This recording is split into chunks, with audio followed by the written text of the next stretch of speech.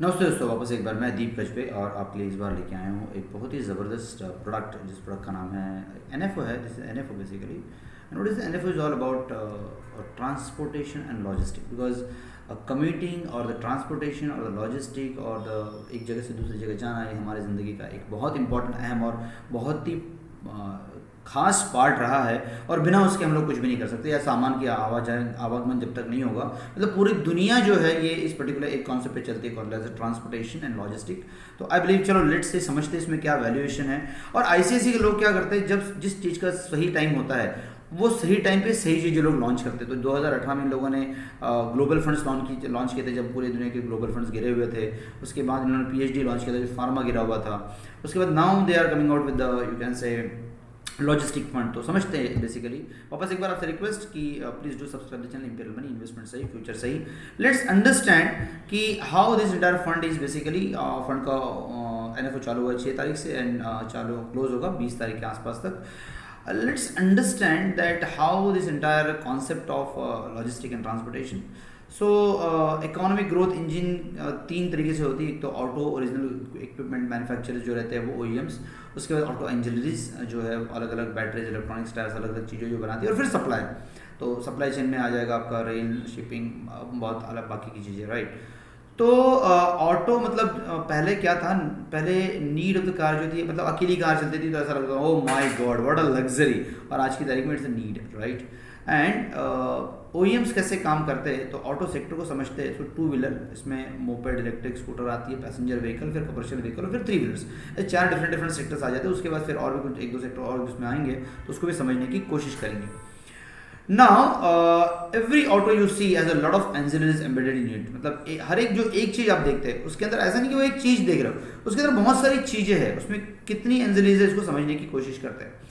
तो इसमें क्या क्या होता है, पार्किंग के सेंसर्स लगते हैं, स्पॉइलर लगता है, ब्रेक शूज लगता है, डोर स्विच लगता है, डैशबोर्ड आता है, एयर वेंट आता है, सेंट्रल कंसोल आ जाता है, हेडलैम्प आता है, रेडिएटर आता है, इंजन आता है, बम्पर आता है, व्हील के रिम आते हैं, साइड व्यू के मिरर्स आ जाते हैं, विंडो फ्रेम आ जाती है, सीट की अपहोल्स्ट्री आ जाती है, प्रोटेक्शंस आ जाते हैं, इंस्ट्रूमेंटेशन का पैनल आ जाते हैं, फ्यूल की टैंक आ जाती है, उसके डोर्स आते हैं, साइड स्कर्ट्स आ जाते हैं, बॉटम पैनल आ जाते हैं। तो इतनी सारी चीज़ें उसके अंदर लगती है, इलेक्ट्रॉनिक आ जाते हैं, उसमें सेंसर्स आ जाते हैं, सो मेनी थिंग्स। जो एक कार जो बनती है उसके इसमें इसका स्टीयरिंग भी आ जाता है, राइट। नाउ लॉजिस्टिक को समझने की कोशिश करते हैं। इसमें सपोर्टिंग नेसेसरी क्या क्या लग्जरी रहती है। मोबाइल फ़ोन फ्रॉम US आ जाता है, टी-शर्ट फ्रॉम बॉम्बे आ जाती है, जीन्स फ्रॉम पंजाब आ जाता है, सनग्लासेस फ्रॉम स्विट्जरलैंड आते हैं, जैकेट फ्रॉम, मतलब see this is how actually the things are basically working into logistics, right. और सप्लाई चेन में क्या क्या आता है, तो आप जब एक ऑर्डर करते हैं तो प्रोक्योरमेंट बल्क में जाता है, फिर ऑफलोडिंग बल्क कंटेनर से निकलते हैं, फिर स्टोर प्रोसेस करते हैं इस छोटे से सेंटर में, फैसिलिटी में, उसके बाद आपकी डिलीवरी आती है आपके डोर स्टेप में। तो ऐसा नहीं कि आपने ऑर्डर किया और काम हो गया, it is not like that. Lot of things are happening, lot of things are basically involve into this one particular order, and that is how, and lot of people also involve into this particular entire one logistic, and that is how this sector is very very important at this point of time. So let's understand how it is useful. So India का जो demographic advantage है, penetration जो है still अभी भी लो है, market का share अभी भी Indian in companies to increase the market share by China +1 और यूरोप +1 थीम जो आ रही है। और एक चीज़ समझिए आप, मतलब पहले क्या होता था, पर्सनल मोबिलिटी B2C, उसके बाद क्या होता था, लॉजिस्टिक कंजम्पशन आते थे B2B में, और उसके बाद क्या होता है, ग्लोबल बिजनेस के एक्सपोजर्स। वैसे 3 डिफरेंट थीम्स भी है। और अगर आप एक बहुत इंपॉर्टेंट चीज़ देखेंगे तो अगर लोगों के पास जैसा जैसा अर्बनाइजेशन होता है, लोगों के पास वैसे वैसे ज़्यादा पैसे आते हैं। अगर आप ये चीज़ इंडिया में देखेंगे, यूरोप में देखेंगे, इट वॉज द सेम। और जैसे जैसे ज़्यादा पैसे आते हैं वैसे वैसे अमाउंट ऑफ कार्स जो है, अमाउंट ऑफ लॉजिस्टिक्स जो है वो ज़्यादा बढ़ती है, नंबर ऑफ कार्स बहुत ज़्यादा बढ़ती है। So that is also another very important data, which problem हम लोग आगे आने वाले टाइम में बात करेंगे। पर कैपिटा इनकम, इसकी मैं बात कर रहा था, जैसे जैसे पर कैपिटा इनकम बढ़ेगा, इसकी देखिए 2005 से 2030 तक हमारा पर कैपिटा इनकम यहाँ पे पहुँचने वाला। तो जो आज अगर 2022 में पर कैपिटा इनकम $2321 है, वो पहुंच के सीधा 5000 पे जाएगा। That is the one thing which is been expected as per the spark research, right. और अगर ये होता है, इंडियन प्रोडक्शन एवरेज सैलरी अगर इंक्रीमेंट होती है, जो कि अराउंड 23% इंक्रीज होगी आने वाले टाइम में। So that is also another story which basically is having. So penetration का क्या हाल है, तो नंबर ऑफ व्हीकल पर 1000 अभी इंडिया में 24 है, इटली में 650 है पर 1000 people, and number of vehicles overall two wheelers India में अभी 110 है, साउथ ईस्ट एशिया में 260 है. It's a long way to go, long way to go, right. That is something amazing, amazing. Now global auto players का एक समझने की कोशिश करते हैं कि क्या क्या है. ऑटो एंजिनरी की ग्रोथ जो है पिछले 5 साल में सीजीआई टर्म्स में देखा जाए तो 7.5% थी, लेकिन अकेले FY22 में 43% थी. और ऑटो ओईएम्स जिनकी 5 साल की ग्रोथ 6.5 थी, अकेले 22 में 48% है. हुंडई क्या बोलता है? For Hyundai India will play bigger role when it comes to the supply chain. Kia क्या बोलता है? Kia said that Kia is India is strategic and geographic for Kia Corporation. Suzuki क्या बोलता है? The need to have the multiple sources if the Suzuki is finally decided India is to sole hub for the production of Swift and export Maruti from the India to other places. And Toyota क्या बोलता है? India is a production center for the EVs that is coming to electric vehicles. And there is something amazing by the all big auto giants. Now EV की बात कर लेते हैं. India का mission 3.9, China का मिशन 18.5. हम लोग on the way रहेंगे. और India average monthly sales volume जो कि पहले 2020 में 2000 यूनिट्स से आज 43-44,000 यूनिट्स हो चुके हैं. That is something amazing, right. Now auto research and development होता है इसका. उसके बाद क्या होता है? ऑटोमेटिक इसकी इमिशंस आता है, प्रोडक्शन लिंक इंसेंटिव्स दिए गए गवर्नमेंट ने, क्लीन टेक स्कीम्स आई है और फेम आया है, faster adoption of manufacturing EVs. So this will be playing the amazing role down the line next couple of years in India. And देखिए जब ना किसी देश की इकोनॉमी में उनके लोगों का पैसा बढ़ता है तो इस टाइप की चीज़ें बाय डिफॉल्ट बढ़ती ही बढ़ती है. That is something great. Logistic में क्या है? की ट्रेंड लॉजिस्टिक के flourishing e commerce, unorganized organized, focus government का फोकस और नए प्लेयर जो है वो ऑलरेडी लिस्ट हो रहे हैं. स्ट्रक्चरल स्टोरी क्या है? What is required for e commerce flourishing. E commerce के लिए ज़रूरी क्या है? Robust logistic environment, good payment system जो ऑलरेडी है, भीम है, गूगल पे है, पेटीएम, और इंटरनेट रिलायंस और भारतीय एयरटेल इंटरनेट बाय डिफॉल्ट दे रही है. तो it is working very nicely in that, right. और ई कॉमर्स की ग्रोथ स्टोरी अगर आप देखेंगे तो ये भी बहुत ही अमेजिंग है. अगर आप इसको कंपैरिजन करेंगे इंडिया चाइना की ग्रोथ स्टोरी के साथ तो जीडीपी जो था इंडिया की 21. US is always on wheels. अगर आप देखेंगे ना यूएस को बोला जाता है हमेशा it is on a wheel. तो अगर जीडीपी यूएस की देखेंगे तो 21 ट्रिलियन है और हम लोग 2.7 ट्रिलियन, ऑलमोस्ट हम लोग 10 टाइम्स नीचे है. लेकिन एक इंपॉर्टेंट चीज़ अगर आप इसमें देखेंगे तो एवरेज ट्रक साइज़ यहाँ पे 48 है, हमारे यहाँ 24 है. एवरेज वेयर हाउसेस यहाँ पे 100 to 200 है, हमारे यहाँ 8 है.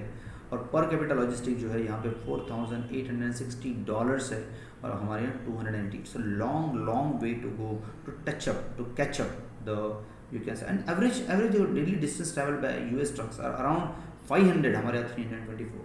सो इट्स अ ह्यूज रिक्वायरमेंट. और इंफ्रा भी बहुत अच्छा हो गया है, पेनिट्रेशन भी हल्का धीरे बढ़ रहा है. तो ये पॉइंट्स जो है is very important wherein somebody can really about the logistic.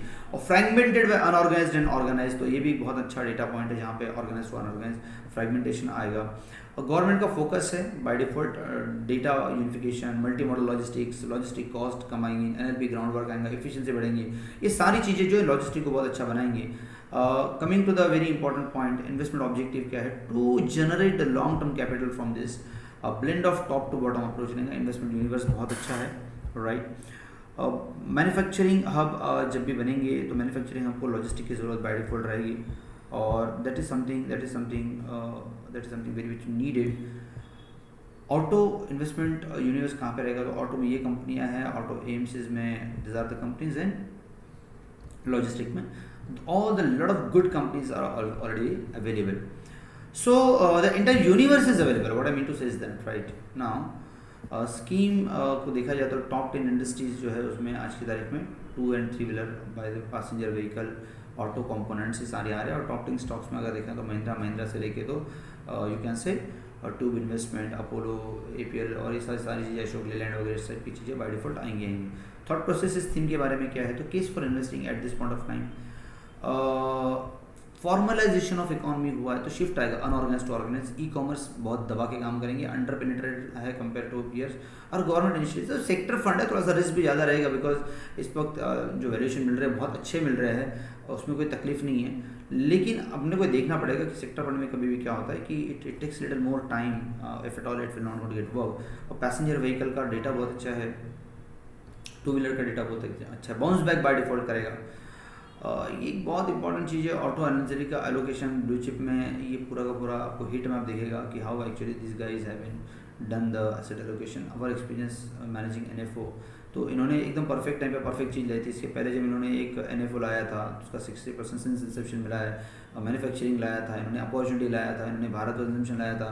तो द एनएफओज और ICICI always coming at the right time, and that is credibility what the ICICI is carrying out of it, and that is something amazing, including MNC, Quant, Business Cycle, or FlexiCap also.